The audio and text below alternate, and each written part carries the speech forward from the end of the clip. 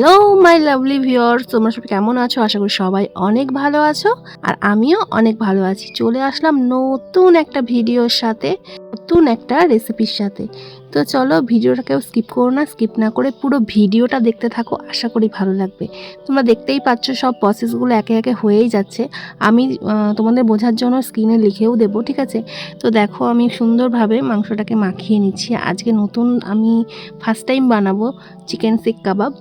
তো তোমরা বলবে সেটা দেখে কেমন হয়েছে বা দোকানের মতো হয়েছে কিনা। ঘরোয়া পদ্ধতিতেই বানিয়েছি, ঘরে মশলাপাতি যেরকম থাকে সেরকম দিয়েই বানিয়েছি।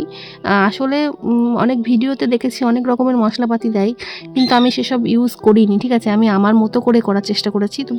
তবে ভাবতে পারবে না এতটা টেস্টি হয়েছিল না খেতে, সেটা বলার বিষয় না। আমি তো প্রথমে মানে ভিডিও দেখে তো ঘাবড়ে যাই যে এত কিছু মশলা আমি করতে পারবো কি পারবো না। তো দেখো আমি এইটা বানিয়েছিলাম কালারের জন্য, কিন্তু এটা কোনো ফুড কালার নয়। এটা হচ্ছে সর্ষের তেলের সাথে কাশ্মীরি লঙ্কা গুঁড়ো মিশিয়ে এই কালারটা এনেছি আমি। এটা একদম ফুড কালারের মতো কাজ করে।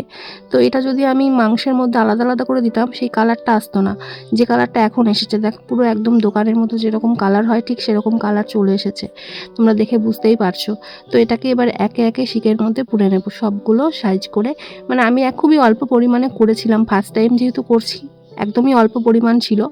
তো নেক্সট টাইম যখন আবার করব তখন একটু বেশি করে করব। আর একটা জিনিস খেয়াল রাখতে হবে, যে মশলাটা আমি মাখিয়েছি দেখো একদম ড্রাই ড্রাই হয়ে আছে, এটা একদম জল জল হয়ে যাবে না, ঠিক আছে? জল জল হলে না সমস্যা হবে পরে শিকের মধ্যে পুড়তে গেলে। আবার ওটাকে যখন আমি আগুনে ঝলসাবো তখন একটা সমস্যা হতে পারে। তো যার জন্য একদম পুরো ড্রাই ড্রাই হয়েছিল, একদম মাখো মাখো হয়েছিল ব্যাপারটা। তো এইভাবেই মাখাতে হবে মশলাটা, যে দেখতে হবে যাতে এক্সেস জলটা যাতে না বেরোয়। তো এইভাবে মাখিয়ে আমি মিনিমাম 1 ঘন্টা রাখলে খুব ভালো হয়, কিন্তু আমাদের হাতে অত সময় ছিল না, আমি আধা ঘন্টায় রেখেছিলাম।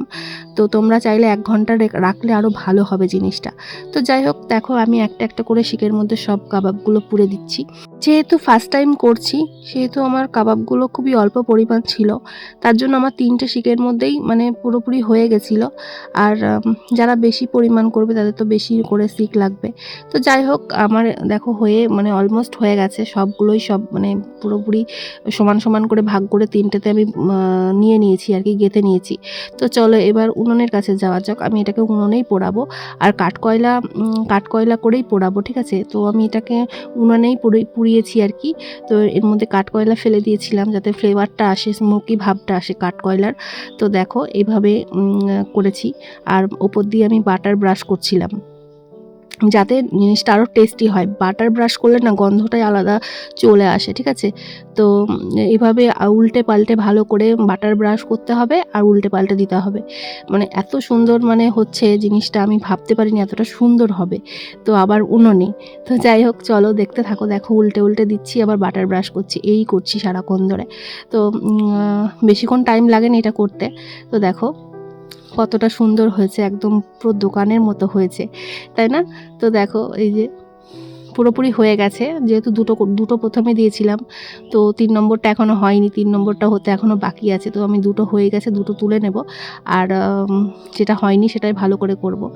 যাই হোক দেখো আমি তো খুব সুন্দর করে এটাকে ভালো করে পুড়িয়ে নিচ্ছিলাম আর কি। কি বলবো, আগুন লাস্টে একটু কমে এসেছিলো, প্রথমের দিকে ভালো হচ্ছিল, লাস্টের দিকে একটু দেরি হয়েছে করতে গিয়ে। তো যাই হোক দেরি হলেও হয়ে গেছে। দেখো পুরোপুরি রেডি আমাদের শিক কাবাব। তো দেখতে তো একদম সেই দোকানের স্টাইল লাগছে, যেরকম দোকানে থাকে আর কি, দোকানেরটা হয় আর কি।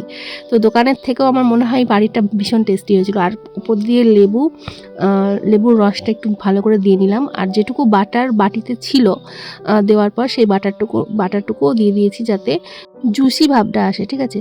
তো এই ছিল দেখো কতটা সুন্দর লাগছে দেখতে। তোমাদের আরও ভালো করে দেখিয়ে দিচ্ছি, দেখো কতটা সুন্দর লাগছে, দারুণ লাগছে। তো চলো তোমাদেরকে একটা ভেঙেও দেখিয়ে দিই কতটা সুন্দর সেদ্ধ হয়েছে মাংসটা। তো দেখো এই যে দেখতেই পাচ্ছ। চলো আর বেশি দেরি করা যাবে না, এবার খাওয়াও শুরু করে দিই। এটা গরম গরম না হলে খেতে ভালো লাগবে না। তো এই ছিল আজকের ভিডিও। কেমন লাগলো আজকের ভিডিওটা সবাই কমেন্ট করে জানিও, আর এইভাবে সবাই ট্রাই করে দেখো, ভালো লাগবে। আবার দেখা হবে নেক্সট ভিডিওতে। এখনকার মতো টাটা।